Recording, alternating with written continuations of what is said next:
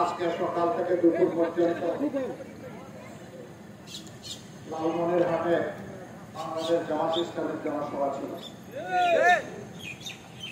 আজকে আমরা যখন প্লেনে বসাচ্ছিলাম তখনই খবর পেলাম যে এখানে একটা দুঃখজনক ঘটনা ঘটেছে।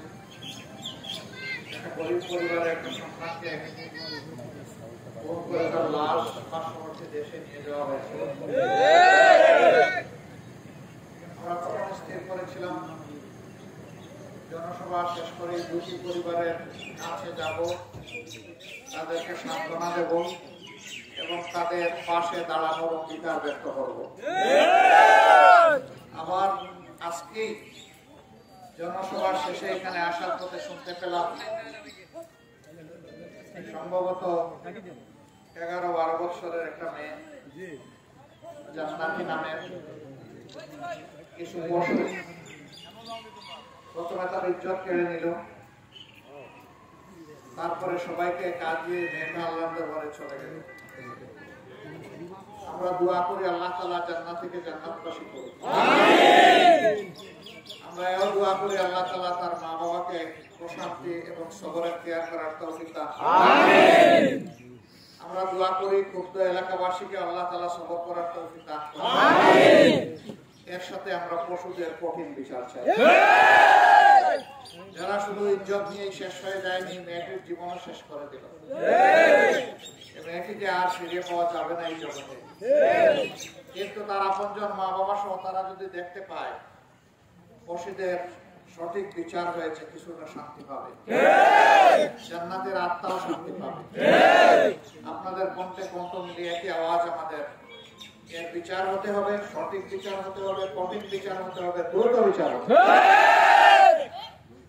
বিচার যখনই প্রলম্বিত হয়, একটা কথা আছে, জাস্টিস ডিলেড জাস্টিস ডিনাইড।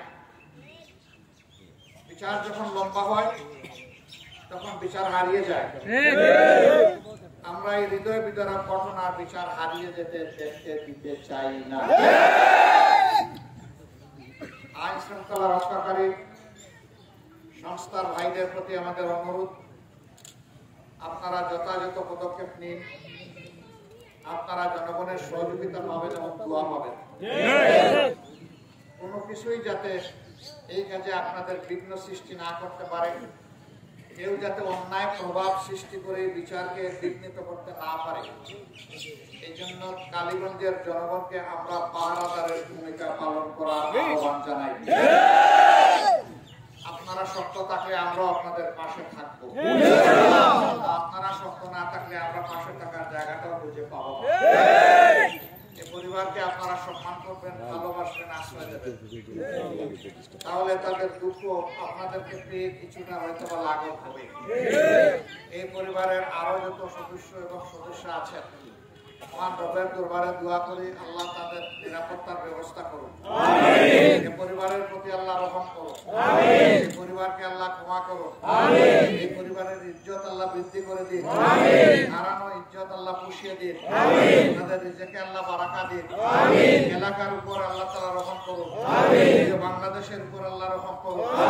আমরা সবাই মিলে ইনশাআল্লাহ বৈষম্যহীন, দুর্নীতি মুক্ত, দুঃশাসন মুক্ত আগামীর একটি বাংলাদেশ গড়ব ইনশাআল্লাহ। এই জন্য আমি ছাত্র তরুণ যুবকদেরকে বলি, তোমরা এগিয়ে আসো, বাংলাদেশ তোমাদেরকে উপহার দিতে চাই। বাংলাদেশ নিয়ে বিশ্বের বুকে তোমরা মাথা উঁচু করে দাঁড়াবা, বুক ফুলিয়ে দাঁড়াবা ইনশাআল্লাহ। দিবা আমি গর্বিত বাংলাদেশী, গর্বের বাংলাদেশ আমরা করতে চাই। আপনাদেরকে সাথে চাই, পাশে চাই, সঙ্গে চাই। আপনাদের বুকের ভিতরে সামান্য একটু ভালোবাসার জায়গা আছে। সবাইকে ধন্যবাদ, আপনারা ভালো থাকুন। ওই মেয়েটার বাবাকে এখানে এসে